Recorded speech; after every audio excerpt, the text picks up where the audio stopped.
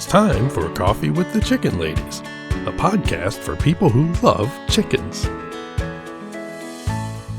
Hey everybody and welcome. It's Chrisie&Holly from Coffee with the Chicken Ladies.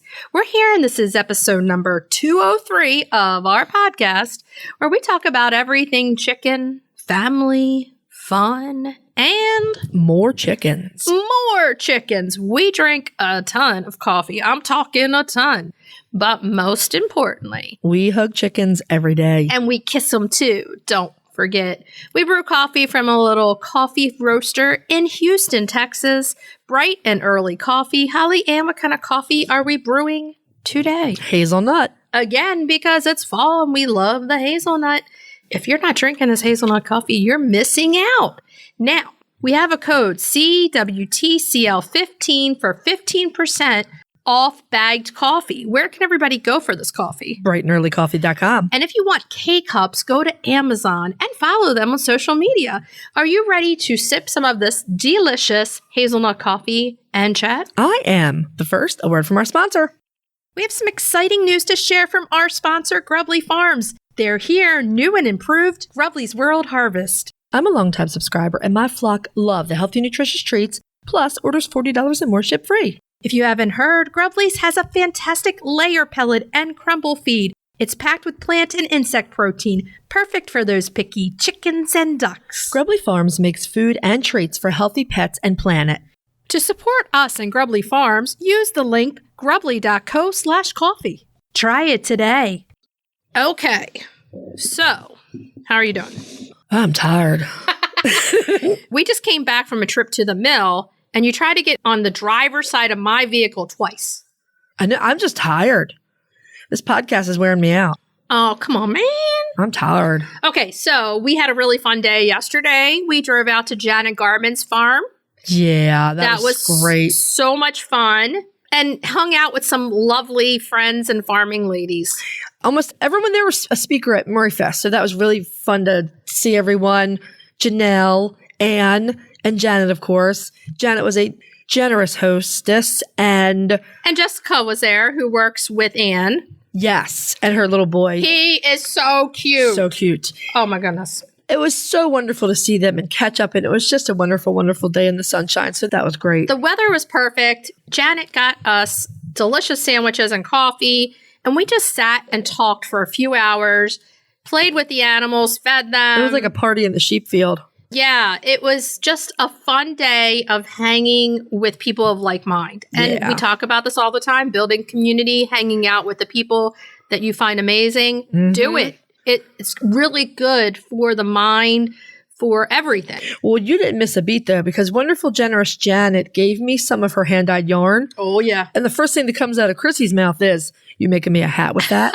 Yes, exactly. In fact, I might make you a hat with that. So there. Yeah, because we can share. We can share. You get the yarn and do the work, and then I wear the hat. Is that how that works?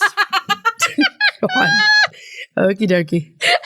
But no, thank you, Janet, for hosting. Yeah. It was so nice. It was just a really nice day. And it was really nice to be able to sit and talk and just not have the hustle and bustle of being in a seminar. You know what I loved yesterday? Janet has a very sweet old Brahma hen who's 11 years old. Oh, yeah. Pumpkin.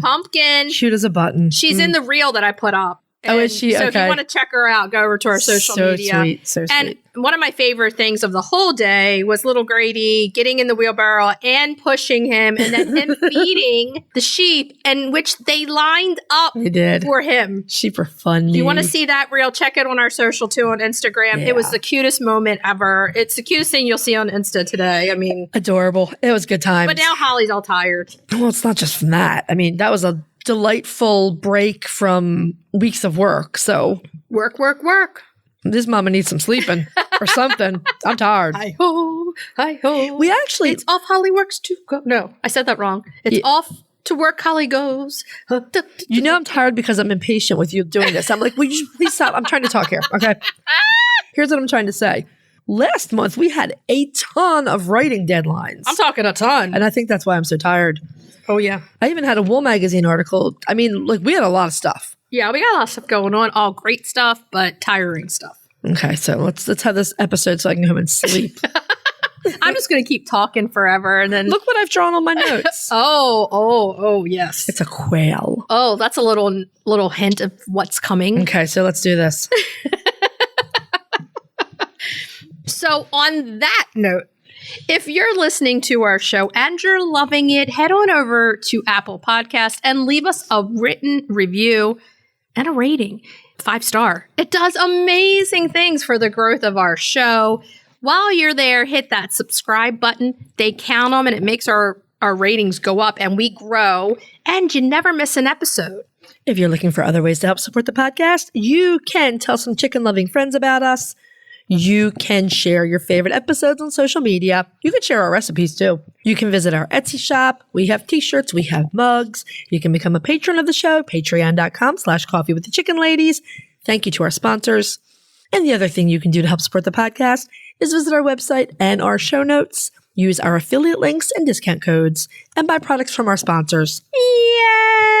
Yay! If you're looking for a chicken coop that's produced in a planet-friendly, sustainable way, try Nestera. Each coop is made from highly durable, 100% recycled plastic that keeps the equivalent of up to 2,000 shampoo bottles out of a landfill.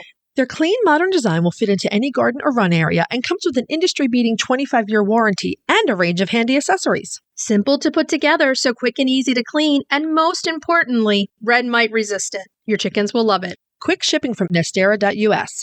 For a 5% discount, use the affiliate link in our show notes, on our website, and on Instagram. Link in bio. Check them out today.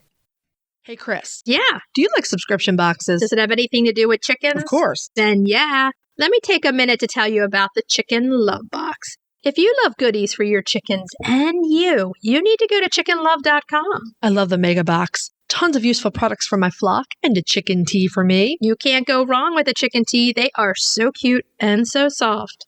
In the April box, I absolutely love the chick leg bands and the organic soap set with hen decoration. I am loving the Chicken Spirit long sleeve tee, and those chick vitamins, they could save a chick for sure. Boxes start at $39 a month. They ship immediately after your order, and shipping is always free. Such a great deal. Don't wait. Get off the nest and click already. Use the code CWTCL50 for 50% off your first box of a 3-month subscription or more. That's chickenlove.com. That's chickenluv.com. Get your subscription today. The Breed Spotlight is brought to you by McMurray Hatchery, defining quality for generations. For over a century, McMurray Hatchery has remained a trusted family-owned business working tirelessly to ensure our poultry meet the highest standards. Whether you are an experienced enthusiast or just embarking on the journey, look to McMurray Hatchery for guaranteed quality, rare and heritage breeds, low minimums, and all the supplies you need to raise your flock. Request a free catalog today. Tiny birds,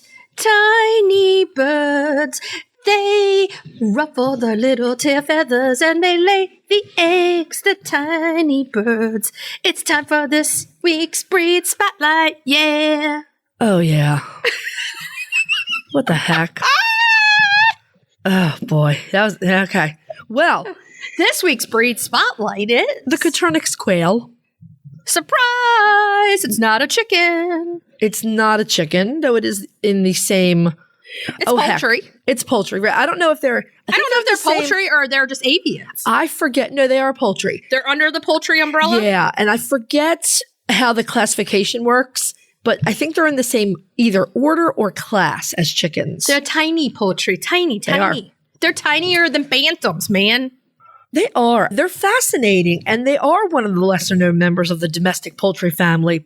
And because of that, it was actually really hard to do a breed spotlight on them.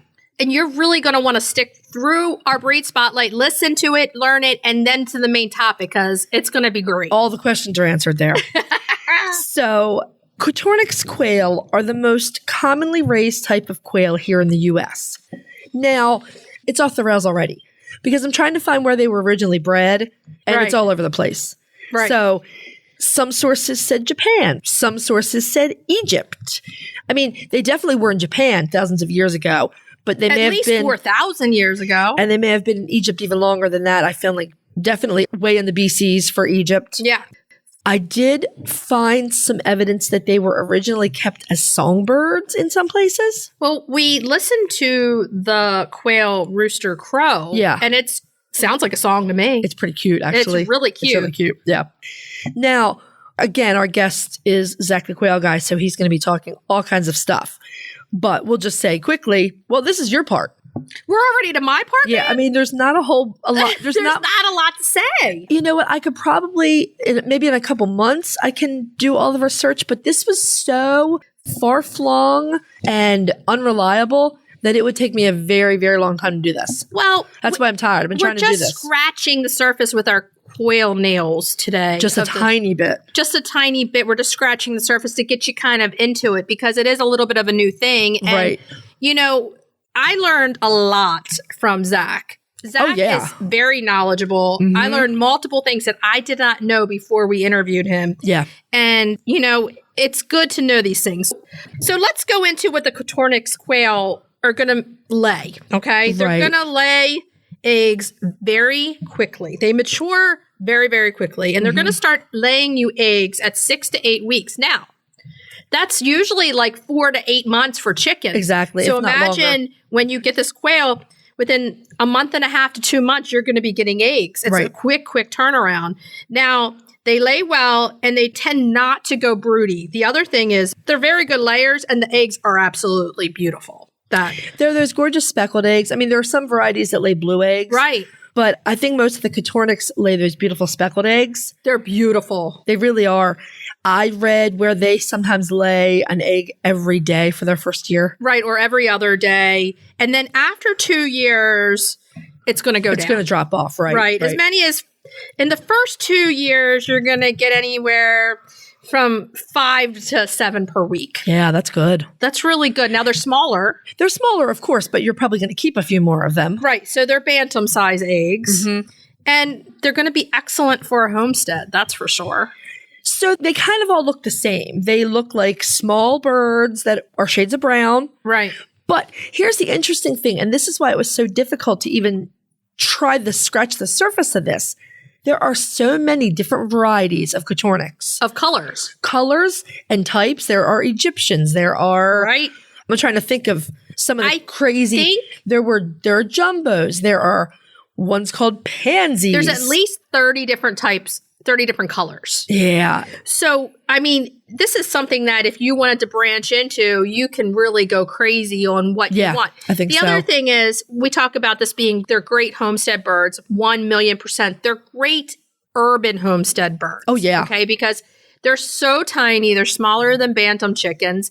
They're going to lay a lot, and you don't need as much space. Right. Now, you're not even going to worry about them. They don't free range. You don't want to free range. No, because I think they will disappear. They fly off and they go live their life wild. Mm-hmm. So you need, to build an aviary for them and give them a place to stay. But, I think that a lot of times they are classified as game birds. Right. And so that also puts them in a different category. I mean, unlike chickens, where there's no such thing as a wild chicken, right? There are wild quail and plenty of them. So I think that makes it a little tougher classifying them and finding history. The other thing is they're so tiny. They are really gentle, friendly, and curious with kids. Yeah, they are great. I mean, whether you're in an urban homestead or, have some land, they are going to give you a lot of eggs. They can be used dual purpose. I saw a couple of people, and I personally love this idea. Keep them in a greenhouse. Oh, it's a nice idea. I love that idea. I always talk about this, and Joe was like, please stop. So they're across the street, the older ladies have an old greenhouse. Oh, do they? That they never use. That was there when they bought the house. Oh, wow. You know what I'm talking about? The older ladies that walk up and down? Yeah. Never seen them use it in so many years. And I'm always tempted to go over there and say, look, can I just carry this across the street? Right. And use it, let the chickens stay in it. Sometimes let them rotate in there if it's bad weather or, or a sick chicken or whatever. And Joe's like, please don't do that. We don't need that. Oh, please don't I do love that idea though. But it doesn't even have to be a big greenhouse. No. I mean, the greenhouse thing is awesome. That's awesome. Most sources said these are really hardy birds, very healthy. They don't have a lot of health problems. This is to be expected with most birds. There is something called quail bronchitis, which is essentially a respiratory infection. Most birds can get this. Right. Oh. Coccidiosis is another, and it can cause ulcerative enteritis like it can with any of the other poultry. Right. Though I did read with the coccidiosis, some strains can be treated with Corid for quail, and some need something else. So that's something to look into if you're preparing yourself. Right. But diseases for them are few and far between. Right. It's totally different keeping them than chickens. Yeah, definitely. So you have to be in the mindset. This is sometimes a good gateway animal for someone who wants to get into chickens and wants to try something else first and see, do I like an outside animal that I'm going to have to set up a structure for because they are a little bit hardier. They're a little less intense than chickens. Right. They're certainly quieter than chickens. They're quieter than chickens. They're easier to bring into a neighborhood if you have more noise restraints. There's a lot of pros to have quail. Yeah. You can have more of them. They're tiny. You can have them in urban spaces. We can go on and on and on. There are so many wonderful things about them. I mean, our guest is going to address their lifespan a little bit because you hear a lot about that. I want to say it, but I want everyone to hear it through him. So the next time, and this is not going to be our only episode about quail. The next time we do quail, I will have had a couple more months to do research and we can talk more about the varieties, the sizes, all of those things. You know what I want to put out there now while we're thinking about it What's is that? To our listeners who are interested in quail, starting quail, you have questions, please email or direct message us these questions for Zach. Yes. And we can have a Q&A with Zach. Yeah. On the show. He also does one on Sunday nights on YouTube live so that you can ask your questions. But if you wouldn't mind, if you have quail questions, email them to us or direct message them and we will collect them. And because we want to have him back on because we believe that quail is up and coming, just like the waterfowl was up and coming. We kind of see quail in that futuristic spot right there. There's a big niche where quail could be. And they would give a lot more food security and the ability to keep, your own homestead animals to a lot more people. So many people in an urban area. I kind of can't wait to get to the main topic because let's go. Zach is funny for one thing. He's so funny and you're going to love listening to him. As soon as he came on, I said, you're coming back. I know it. Well, I was like great. A quail convert. I was like ready to order me some quail. I need some quail now. Okay. But before we move on, we got to tell everybody where you can get the quail because, you can get them through Zach. You can get them through Zach, Myshire Farm, and we'll have all the contact for that in the show notes. McMurray Hatchery also sells Coturnix Quail in assortments, I believe. Yes. They have lots of. So there you go. Get yourself some chicks for next year and slip a little quail order in there. Now, here's the part of the show. I tell you, do you have quail? Send us your pictures. We want to see them.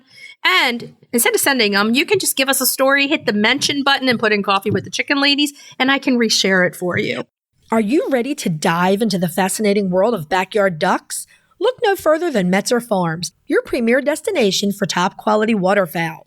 Whether you're a seasoned breeder or just starting out, Metzer Farms has everything you need to elevate your flock to the next level. And if you're passionate about call ducks, you're in for a treat.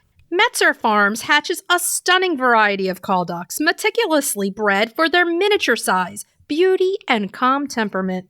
From snowy whites to vibrant colors, each duck is a masterpiece waiting to grace your backyard. Visit MetzerFarms.com today to browse their extensive selection and start your journey into the wonderful world of waterfowl. Metzer Farms, where passion meets perfection. Roosty's proudly sponsors Coffee with the Chicken Ladies. They're back with an innovative new product. You're going to want to check this out. It's an extra large set, a 14-pound feeder and 3-gallon water with steep anti-roost lids. They're made of super durable material. You can either stand them on legs or hang them on brackets on your coop or fence. They're easy to remove and clean too. Plus, they look awesome. We personally use Roosties and we're huge fans. So if you're raising chicks or keeping chickens, check out the Roosty store on Amazon or follow the link in our show notes. So we're ready to move on to main topic. Yeah. Okay, everyone. Chrissy and I have been talking for a while about doing an episode about quail. There are a lot of you out there with questions about keeping quail, and I know we mention it every now and again. So we're going right to an expert. We have Zach the Quail Guy from Myshire Farm. Zach has been keeping quail for just about 14 years and can answer all of our burning questions. Zach, welcome to the show. Hi, thank you for having me. Hey, Zach, welcome to the table. How are you doing? Hi. Pretty good. Good. Great. We have burning questions about quail that we need to ask you rapidly. They're burning, man. They're burning. I hear you. I will do the best that I can for you. So I'm going to start with the first question. And it's tell us a little bit about yourself, your farm, and how you got into quail and all that neat stuff.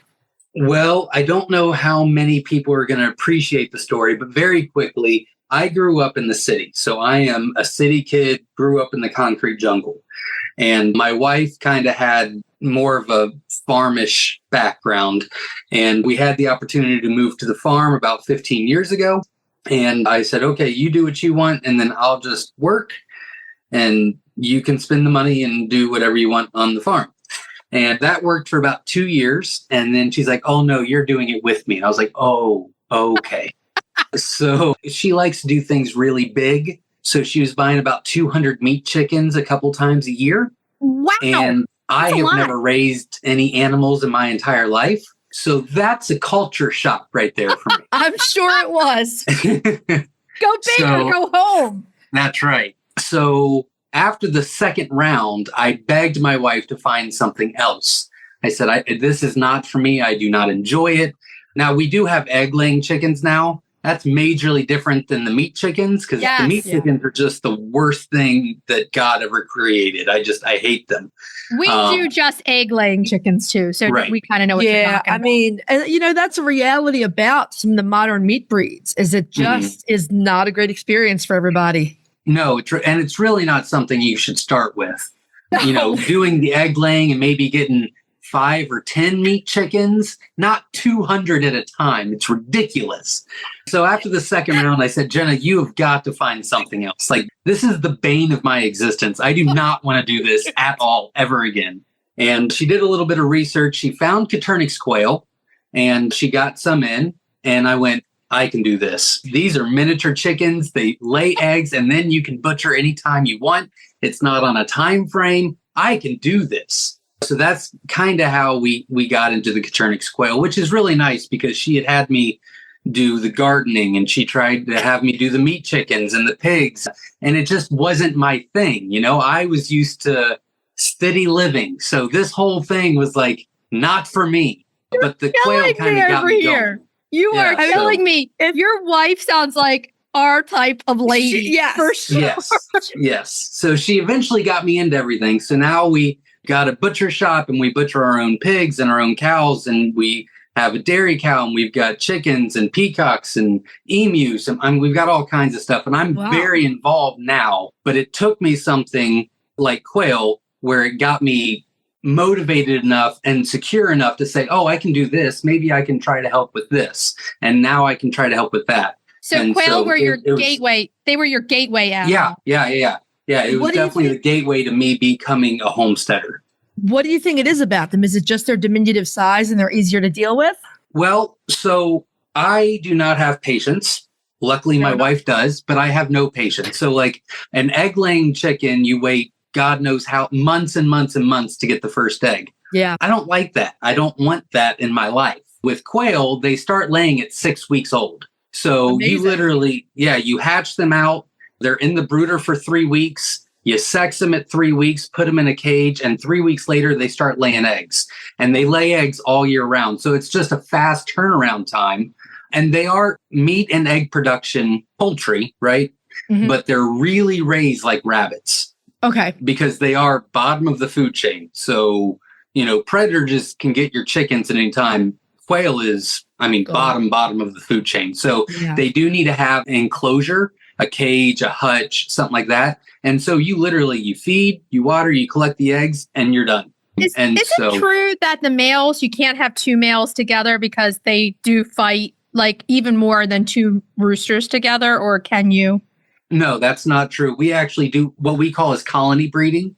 So we've got about 50 hens and 15 males all together in every structure. So they do just fine. Now, the males are very active, we'll say. So you need about 5 hens to every 1 male.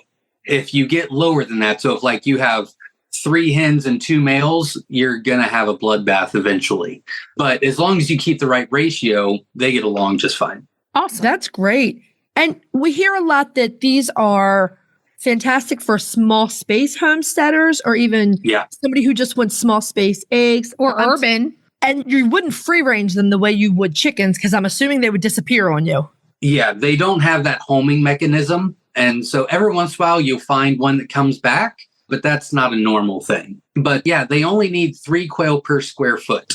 Wow. So we've got about 9,000 quail right now in a barn that is 72 by 45. Well, okay. So it's a decent sized barn, but it's 9,000 quail are in there right now. Okay. If you could see our faces right now, well, everyone, we're just like, wow. I'm about to laugh because Zach was talking about his wife and saying Jenna's doing all these animals, but I feel like that's go big or go home. When you found your niche, you were right in there. Yeah, he stepped up. He stepped up. So if you can keep them in smaller spaces and, you can use them even as a dual purpose bird, are they noisy at all? Or can you kind of slip them under the radar? No, you can slip them under the radar. The hens kind of maybe sometimes make a cooing sound, but it's not noticeable at all. It's kind of like the wind. The males, they crow, but it's nothing like a rooster. So, I mean, it's, a rooster crow, we'll say, is at a 6. The Coturnix crow is like at a 2. And it's usually not a big deal at all. Obviously, you don't need males to get eggs. So a lot of our customers just get the hens because they live about up to 6 years long, but their egg production is about 2 years. And then it starts dramatically slipping off. Okay. So usually a bunch of our customers just get, a handful or 10 hens, put them in a cage, a couple of square feet, give them plenty of space. And then, you get 8 or 9 to 10 eggs a day for 2 years. And then you just get some more. And then they don't even have to deal with the males. Wow. But again, there's a lot of different ways to raise quail. You taught me something today that I didn't know because I was under the understanding with quails that they only live 2 years. I love the fact that they do live 6 years. So, if you want to have them as a pet afterwards, you can. Yeah. And we have, if I had to guess, maybe 20% of our customer base usually they're production quail. That's what they're a production poultry. So for the first 1.5 to 2 years, they are egg laying machines. They start dropping off dramatically after that. And then they become like the household pets. And it becomes a really big deal. They're probably more pampered after their production run than before. So yeah, a bunch of our customers are like, yeah, we're not getting rid of these. How are they with kids? Very well, actually. They're not aggressive towards humans. I don't know. Well, when they hatch out, they're 1/3 of a size of a chicken chick. That is crazy. That is tiny. Yeah, I mean, they're so tiny. That big. Yeah, they're not big at all. And they're about, a jumbo is around 15 ounces at full maturity at 8 weeks old. That's a jumbo. So they're real tiny. So it's not like they could hurt you anyway. Sometimes, like when you're collecting eggs, one of the hens will get protective of the eggs and snap at you. But there's no way they could ever break the skin. Ever. I have geese, so I'm not going to be frightened of quail. I can tell you this. No. Geese are demons, or can be at least. They can get very angry. They can. Now, we had a very aggressive emu once, and those talons on those things, those are scary. Yes. Do they scratch at you, or do they try to spur you? Can they spur? Oh yeah, they literally jump straight up in the air, kick both legs out, and try to grab a hold of you with the talons and bring you in. It's bizarre. Oh my goodness. And then your wife says, "You can do this, honey. I told you could." Right. I have a question about weather and how do they do with different climates? Like if it's cold, do they have to come in? They need panel heaters? No. Well, for the first 3 weeks, remember they're hatching out 1/3 of the size of a chicken chick. When they're 3 weeks old, they're about 1.5 times the size of a week-old chicken. So they grow very fast. So the first 3 weeks, they need heat, in a brooder, just like chicken chicks would. After 3 weeks old, they're fully feathered. So depending on the time of year, at 3 weeks old, we just put them in the main barn. And our main barn it's enclosed, but it's not insulated. And they do fine out there. Now, if it's dead of winter, maybe 4 weeks old, give them an extra week. But after that, they can go wherever. So especially at 4 weeks old, if they're going outside, they're good. If they're going inside somewhere, garage, shed, insulated, not insulated, it doesn't really matter because they're fully feathered by then. So yeah, that's not really a big deal. The first 3 weeks are very crucial, obviously, because they're growing at a very fast pace and they start off very small. But after that, they're very adaptable to the weather. So if they are outside, we have a ton of customers in Alaska. If they are outside at 4, I think they actually keep them indoors until they're 5 weeks old, but Alaska is extreme. And so after that, as long as they have some sort of shelter, so if you have like a hutch outside that they're in, if you just put, a shelter in there where they can get out of the elements, that's what affects the quail. So the temperature does not really affect quail or production. It's the elements, snow, rain, sleet, wind, things like that. So if they can get out of that, they do just fine. Can they get hypothermic if they, say, get really wet in a cold environment and can't get to shelter? Yes, absolutely. Yeah. So you just really do. Yeah. You need a coop. Yeah. So yeah, you want to try to keep them dry, which again, keep them out of the elements themselves, or at least let them choose whether to get out. Mm-hmm. The older they get, the much more hardier they are. It's kind of like they learn lessons along the way. So they're like, oh, I can handle this. Nope, I'm out of this. The first couple of months, they're trying to figure it out, but they eventually do. Are they intelligent? Nope. Okay. They're probably the dumbest animal I've ever raised. They are. Oh, man. I mean, it's nice because they can't hurt you. And it's nice because they're pretty docile in nature. But man, this is how I explain to my customers. If you want to raise quail and you want to do something in your backyard in a small space, tiny footprint, quail are perfect. But you are technically not a quail raiser. What you are is you are trying to prevent them from killing themselves in the most craziest ways ever. Like, quail's goal in life is to find the most craziest way to kill themselves. They're all suicidal. And your job is to prevent that the best that you can. I will say this, though, because I grew up on a farm and I've never not been around livestock. Everyone always says that about the animals they raise. Like horses spend their whole life trying to kill themselves. Yeah. I wanted sheep as a kid. My mom said, no, they're always trying to die. So I got sheep as an adult. And everyone told me sheep are always trying to find a way to kill themselves. So maybe people are just as bad. I don't know. I'm going to come in with a different point of view here, a different question. What should we be feeding the quail to keep them going?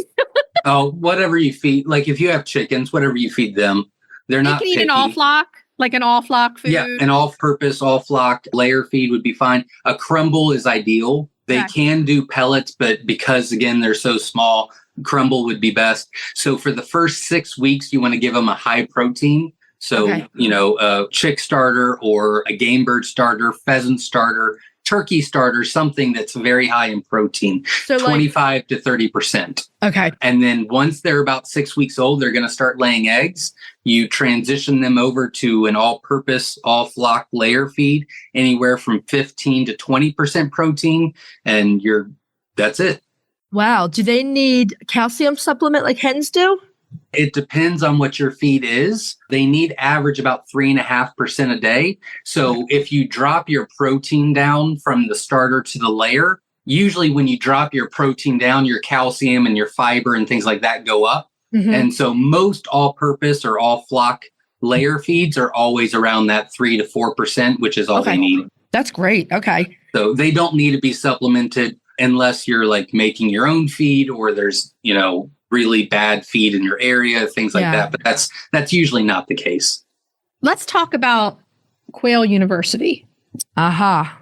Because there's a lot to know. And I think we're going to have Zach back to do a second interview for more information about quail. This is just the tip of the iceberg. I love Zach. Zach is amazing over there. You have made me laugh. You have taught me stuff. And you're definitely coming back. So I want to go to Quail University. You were talking to us about it before we started recording.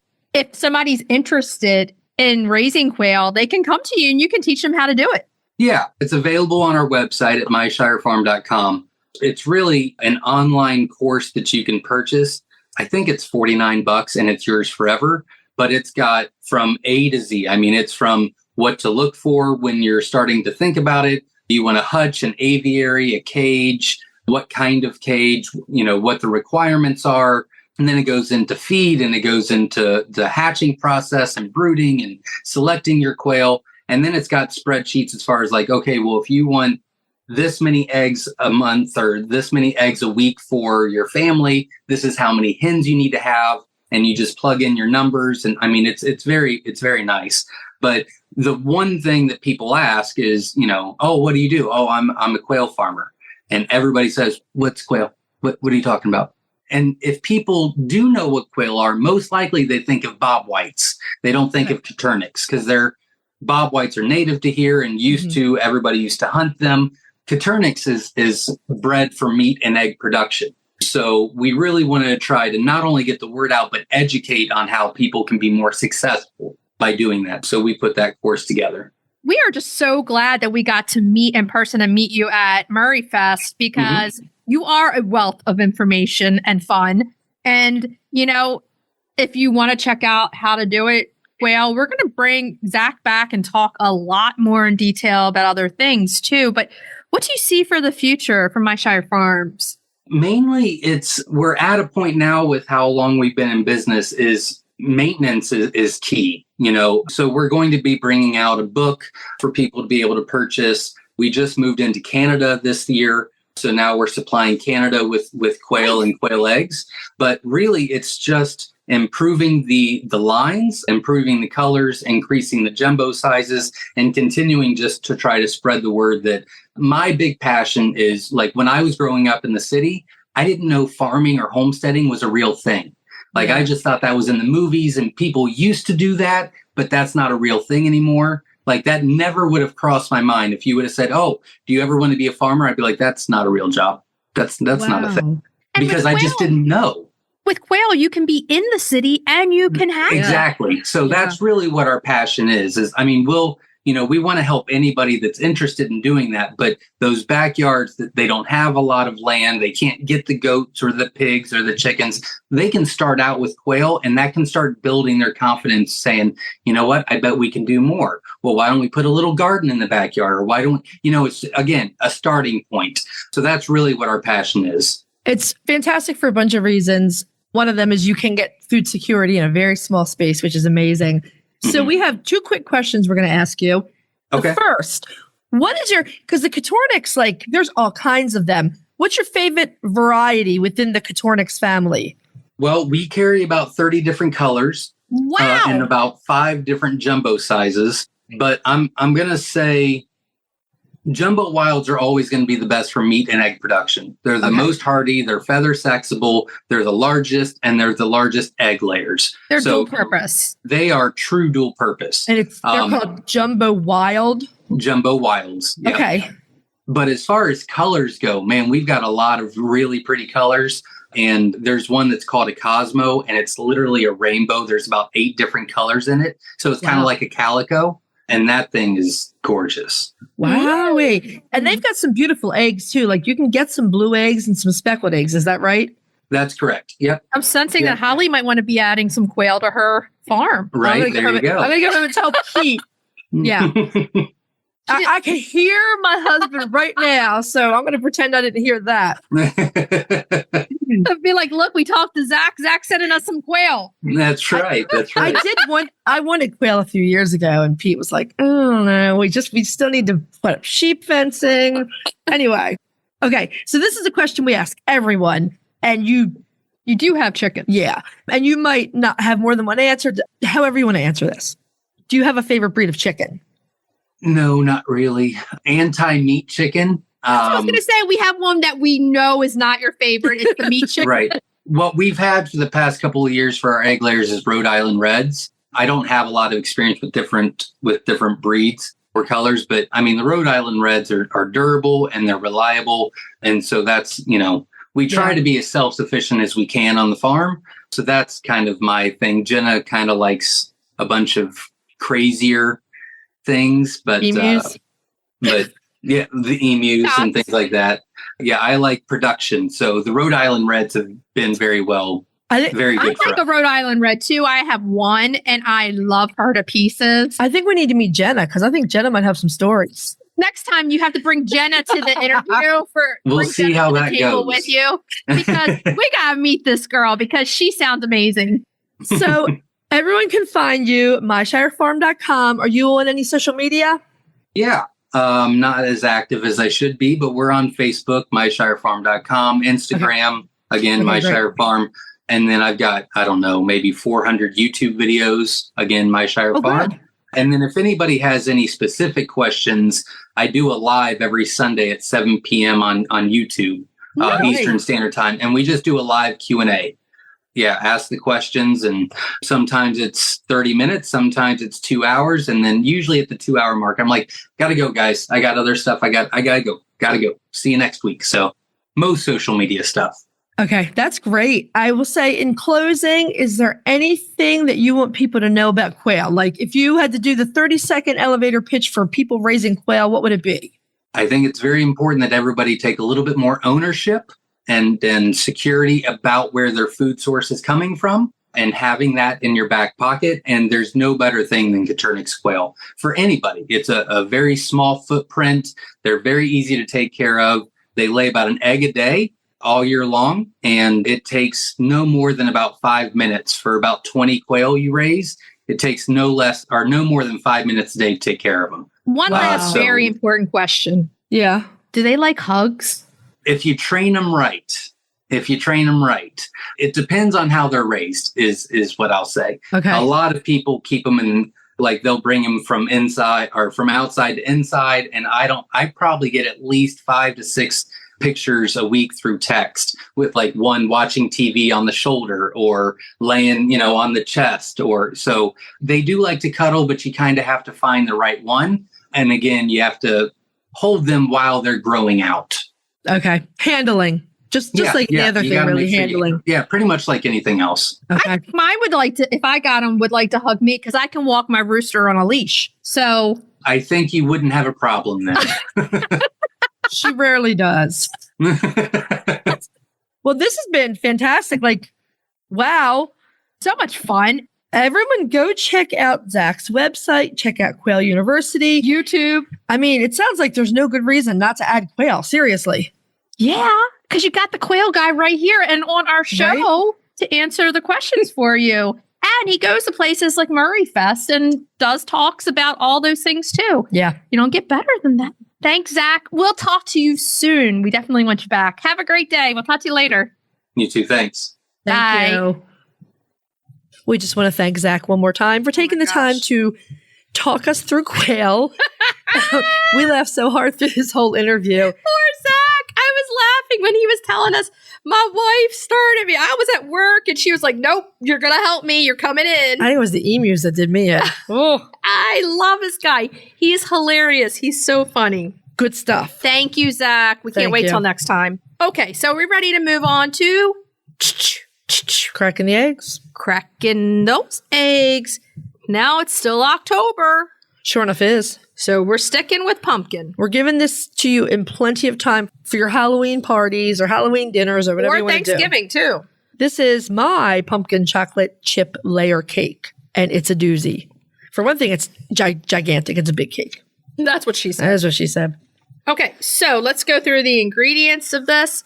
The first is 2.5 cups of all-purpose flour or gluten-free flour 1:1, 1.5 teaspoons of baking powder, 1 teaspoon of baking soda, 1.5 teaspoons of ground cinnamon, half a teaspoon of nutmeg, half a teaspoon of ginger, and 1/4 teaspoon of ground cloves. Those are your classic fall spices. A half a teaspoon of salt. Now, you can take this out if you're using the dairy-free butter. Because it has salt in It has salt in it. You can't get it salt-free. Right. So, Not easily. right. A half a cup or 1 stick of unsalted butter at room temperature unless you do the dairy-free. 1 cup packed light brown sugar. A half a cup of granulated sugar. 1/3 cup of vegetable oil.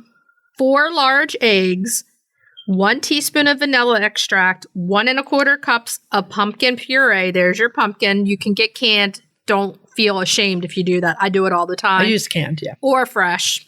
1.5 cups or more of chocolate chips. I never measure at all. I need to figure out how many quail eggs it takes to have 4 large chicken eggs. Now, I always say too, my mom's trick, which was old school, was put your chocolate chips in flour. And You don't need to do that in this recipe. They won't sink? Nope. Because I always do it every time I use chips and cake. It depends on what you're doing. That depends entirely on the recipe itself. But it does make a difference. They will not fall in this one, though. They are suspended throughout. I'm going to make it, and they're going to fall, and I'm going to be, Holly Ann, they fell. I'm going to be like, I don't know what the heck you were doing in your kitchen. They didn't fall in mine. Preheat your oven at 350 degrees Fahrenheit and prepare 3 8-inch cake pans with nonstick baking spray and parchment paper. Parchment paper because this is a whopper of a cake, and it's really moist. You know that's one of the most hated words in the world that you always say. Moist. You want a medium-sized mixing bowl. You're going to combine the flour, baking powder, baking soda, your spices, and salt if you're using. You're going to whisk those together and set them aside. In a large mixing bowl, you're going to add the butter, the sugar, and the oil. You're going to beat that together until it's light in color and kind of fluffy, 3 to 4 minutes. Add the eggs one at a time, mixing until they're mostly combined between additions. Scrape down the sides of the bowl as you need to. Once you have the eggs blended in all the way, you're going to add half of the dry ingredients. You're going to combine that. You're going to add the vanilla extract and the pumpkin puree. Blend that together. Then the rest of the dry ingredients go in. Mix it just until it's combined and smooth. Use a spatula to fold in those chocolate chips.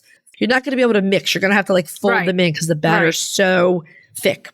Divide the batter evenly amongst the 3 prepared cake pans. You're going to bake these for about 25 minutes or until a tester comes out mostly clean.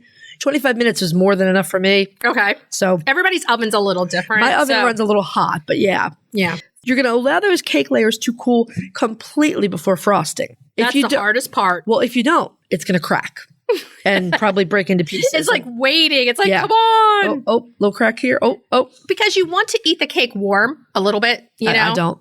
Joe loves it warm. Cakes like this that are spicy, I like them a little colder. I think the always wants spices are the stronger. cake warm, and it's like, oh, man. With frosting on it, he wants it warm? Yep. It's his favorite. Wow. Okay. So I wait till it's just a tiny, cool enough. This one will crack on you.